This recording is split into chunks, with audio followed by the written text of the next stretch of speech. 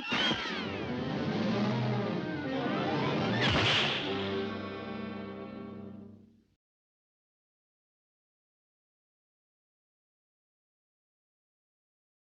can see from the video that this cartoon is not follow the rule of physics because as the conservation of energy it released from its height, so it must be reached in the same height in another side.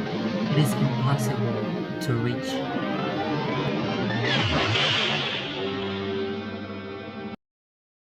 The law of conservation of mechanical energy explains that in a closed system, mechanical energy cannot be created or destroyed. Instead, energy can only be transferred. For this concept, between potential energy and kinetic energy. Furthermore, in the real world, some of the energy of the system is always lost to the friction and the heat.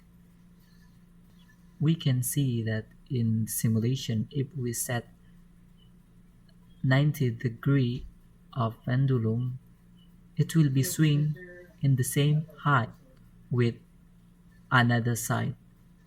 If the left side is 90 degree and the right side must be 90 degree.